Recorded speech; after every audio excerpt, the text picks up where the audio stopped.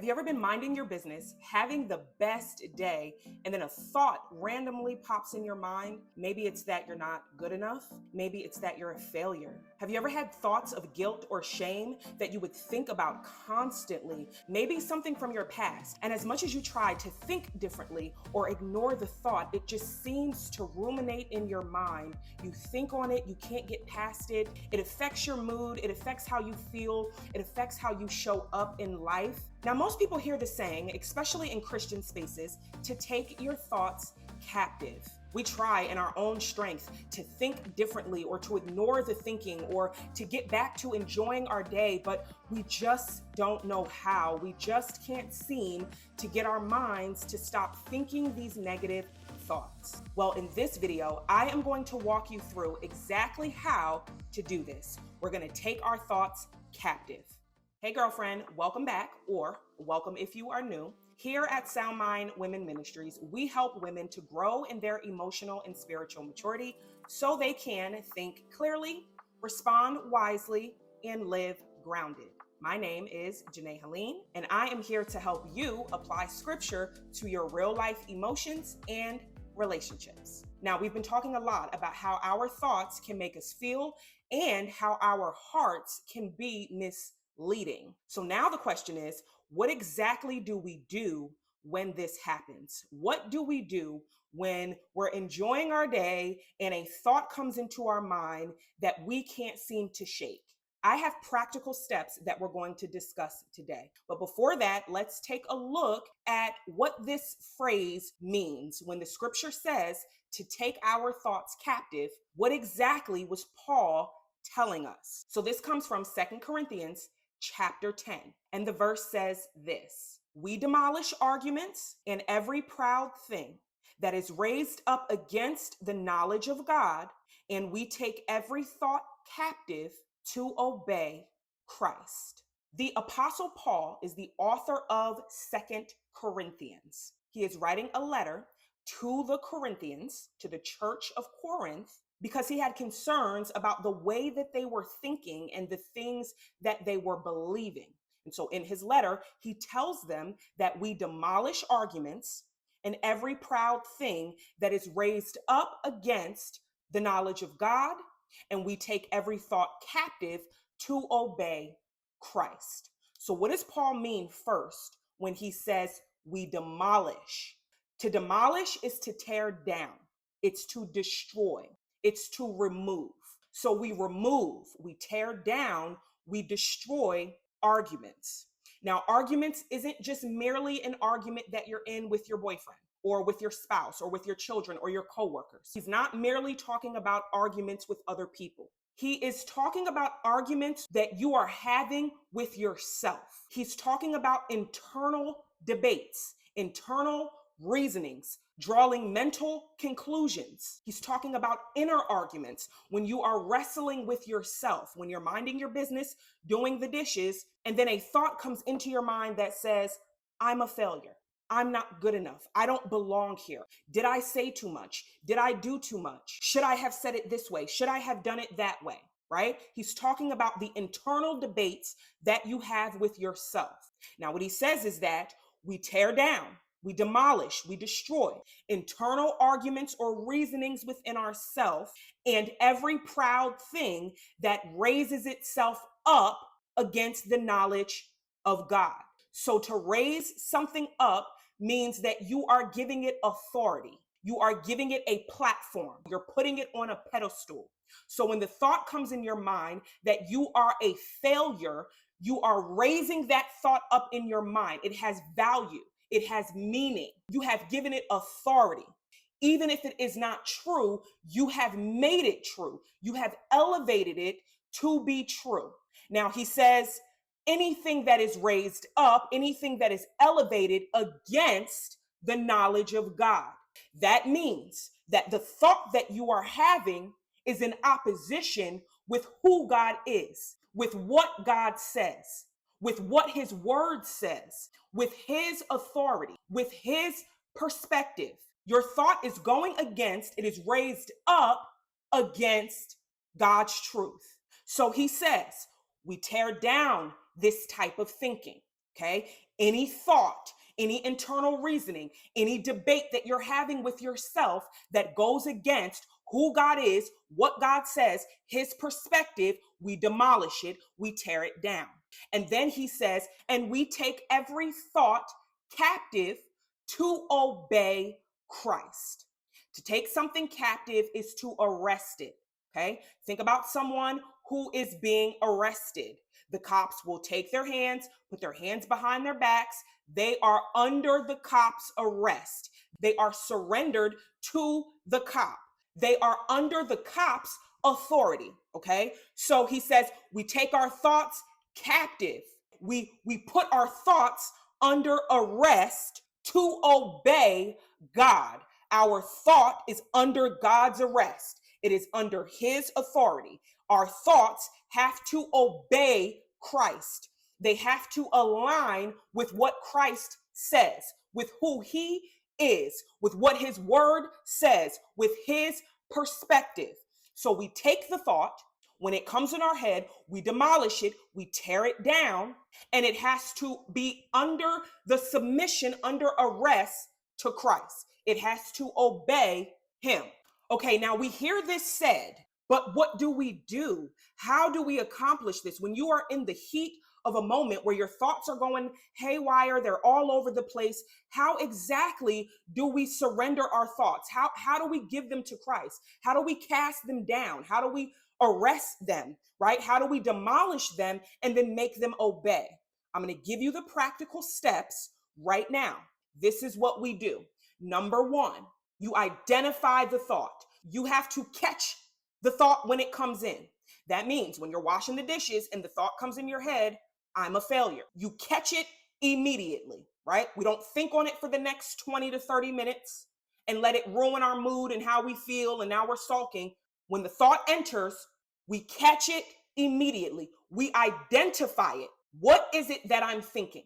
Where did this thought come from? Did it stem from my childhood? Did it come from something that someone said to me? Did it come from a mistake that I made, my own poor choices? Where is this thought coming from? So number one, when the thought comes in, identify it immediately. Number two, question the thought. Don't agree with the thought immediately. Just because you think something doesn't mean it's true. It doesn't mean you have to come into agreement with it. Okay? Just because something is on your mind, comes into your head, and now you're thinking it, doesn't mean you have to agree with it. Question the thought. Is this thought actually true? Not, does this thought feel true? Is the thought actually true? How do we know what truth is? The way that we identify truth is through the word of God. If you don't know what God says about you, you don't have anything to fight against, okay? So when the thought comes in your head that you are a failure, that you will never exceed past your mistakes, that you will always carry this guilt or this shame from who you used to be, you will never get past that thought if you don't know truth. Truth comes from the word of God. We find his truth, who he is, what he says, what his perspective is. We find it in his word. We read our Bibles. Okay, so we identify the thought, but then we question the thought. We go to God's word. What does his word say about what I'm thinking? What does his word say about what I am feeling? Number three, we compare the thought to God's truth. Does my thought align with what God's word says?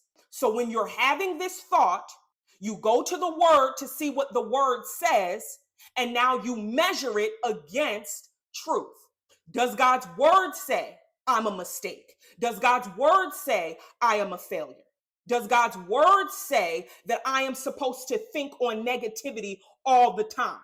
Or does his word tell me to think on things that are only true, only of moral excellence? So we question the thought, and now we measure it against the truth. This is how we get our thoughts to submit to Christ. This is how we get our thoughts to obey him. My thought has to align with what he says. Number 4, we replace the thought. If the thought is not in agreement with God's word, we replace it. Now, what we think is that we have to think less. What we think is that if I could just turn my brain off, if I could just stop thinking, if I could just ignore it, if I could just not think these thoughts anymore, I could feel better. I could have a better life. I could do more things. We are not being told to think less. We are being told what to think about. Paul, the Apostle Paul, says in the book of Philippians, he says, don't worry about anything, but in everything, pray, tell God what you need, and then think on anything that is true and anything that is good. He never says, stop thinking altogether. He never says, go take a nap so that you can turn your brain off, right? We shift what we focus on.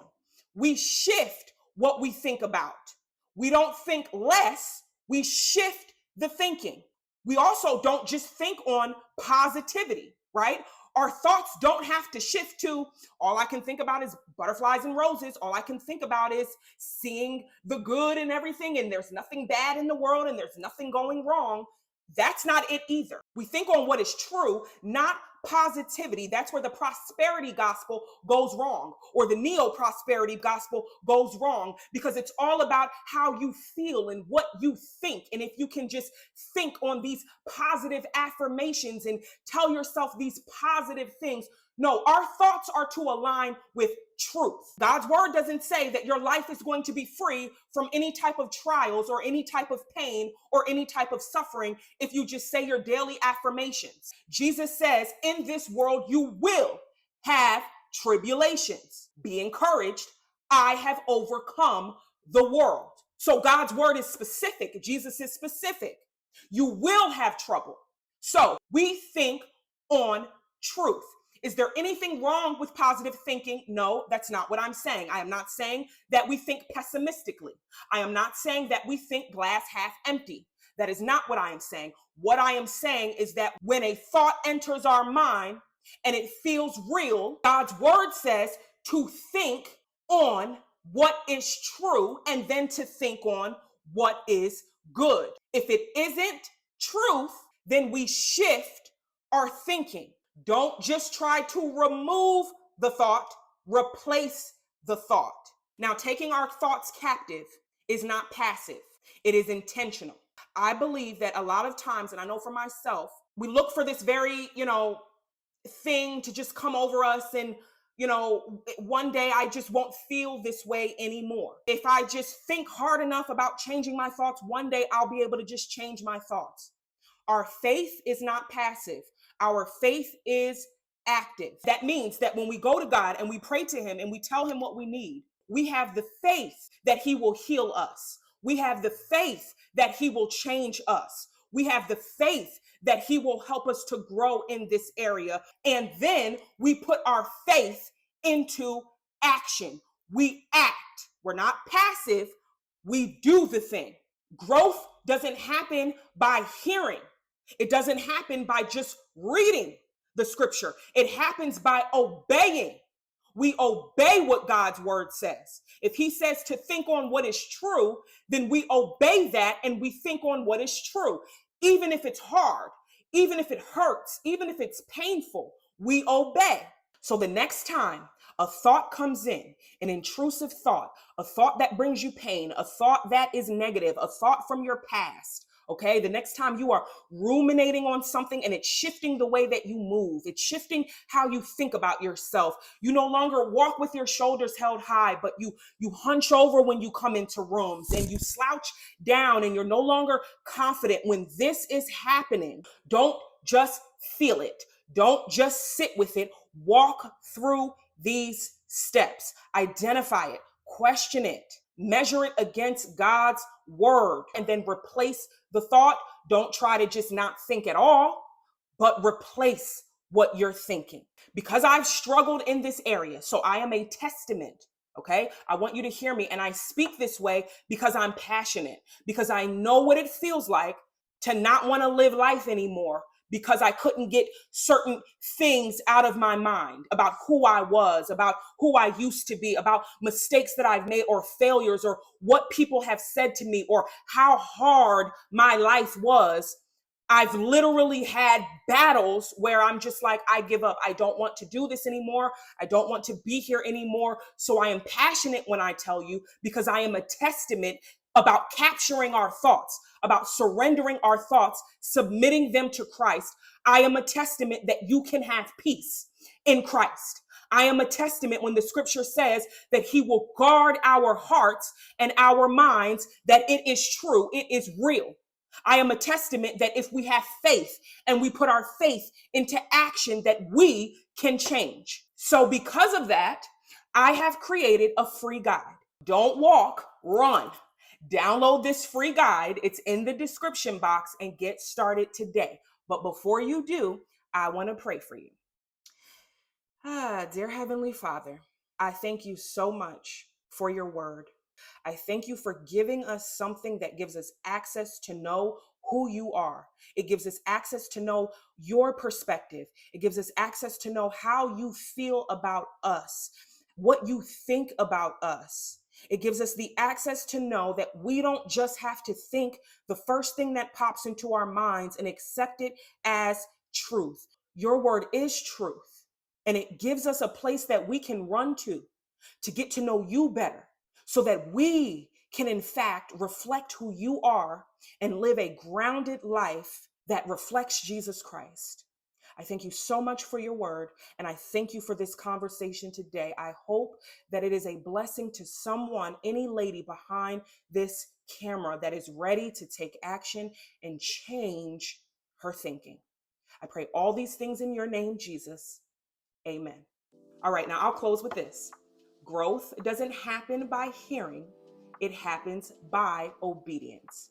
If you are enjoying growing in your emotional and spiritual maturity here at Sound Mind Women, let's stay connected, girlfriend. Go ahead and hit that subscribe button and join the community. There's a link in the description box for you to join the community. And I cannot wait to see your beautiful face in the next video.